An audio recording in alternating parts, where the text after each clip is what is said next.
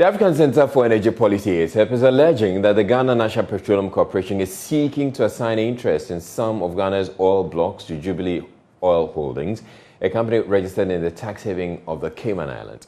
ACEP claims its checks have revealed that this company is registered with Dr. Keke Sapong, CEO of the GNPC, and Freddie Blay, board chairman of GNPC, as directors. These allegations were leveled by ACEP's policy lead for petroleum and conventional energy, Kojo Yauche, at a news conference. There's more in the following report. The alleged transaction relates to GNPC's quest to acquire 7% commercial interest in oil blocks. GNPC in 2021 announced moves to acquire the said interest, adding that to be transferred to its subsidiary company. ACEP, however, claims that discovered that GNPC rather intends to assign the interest to Jubilee Oil Holdings. ACEP supports the acquisition of the 7% interest in the Jubilee and 10 fields. However, the right processes must be followed in respect of Ghanaian laws and proper corporate governance practices that project GNPC among its peers on accountability benchmarks.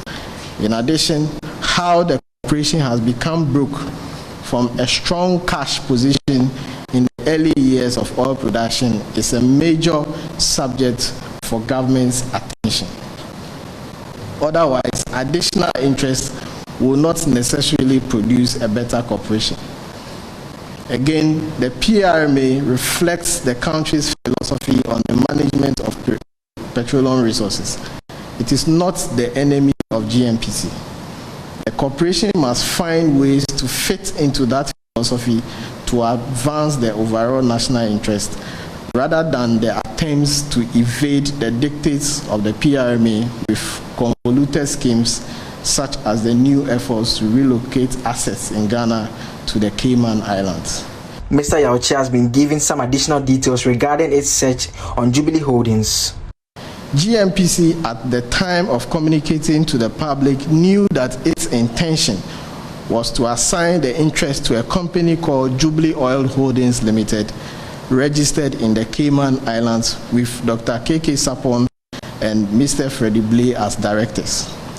ACEP's search has not yet ascertained the beneficial owners of Jubilee Oil Holdings. It is important to note that the representation of the CEO and board chair of GNPC with their names in the General Registry of Cayman Islands is not enough proof that GNPC is the owner of Jubilee Oil Holdings. However, in the absence of evidence on shareholders of Jubilee Oil Holdings, we proceed with the assumption that GNPC owns the company. While the corporation has not provided public information on the strategic essence of this approach, the unofficial explanation received by ACEP indicates that the corporation intends to use the offshore company to pay off the loans for the acquisition before the interest reverts to Esploco. GNPC or government has not commented on these allegations. Well, Andre Japa Mesa is Deputy Energy Minister. He joins us for more on this. Good evening to you. Now, last year, GNPC announced this acquisition. At what stage is the process?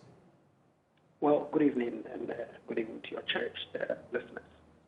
It's important to indicate right at the very outset that per the report that I had on your 6 o'clock bulletin, GNPC has indicated that they're going to provide, following their study of the press release, a comprehensive response to their issues that have been raised therein.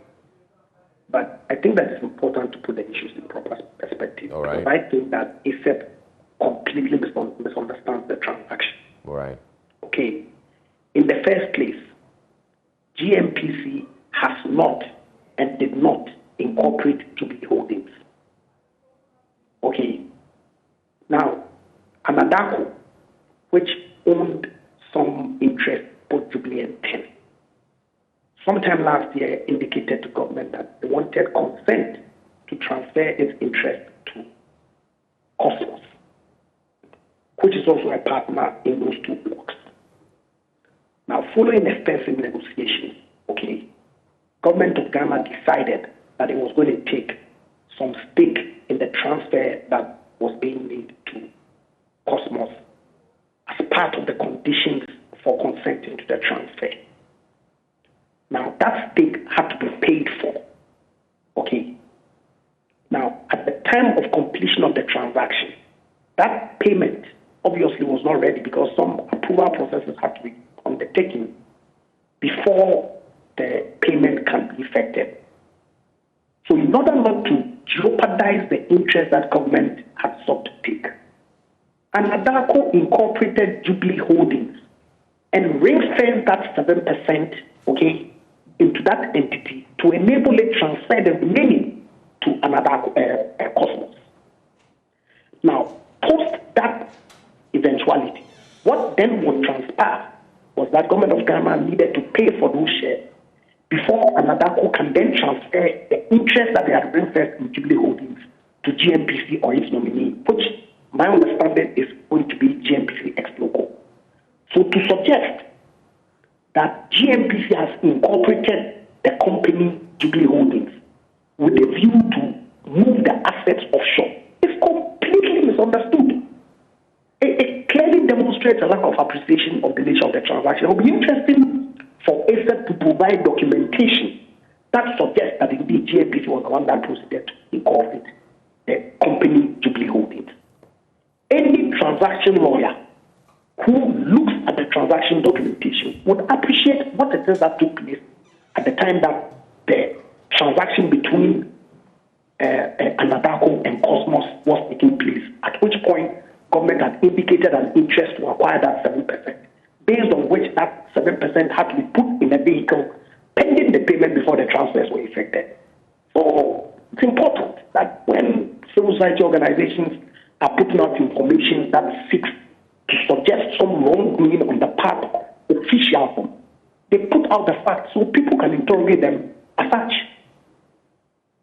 All right, but the ACEP is also mentioning the incorporation of the company and having Dr. K.K. Sapon, CEO of GNPC, and Freddie Blay named as directors.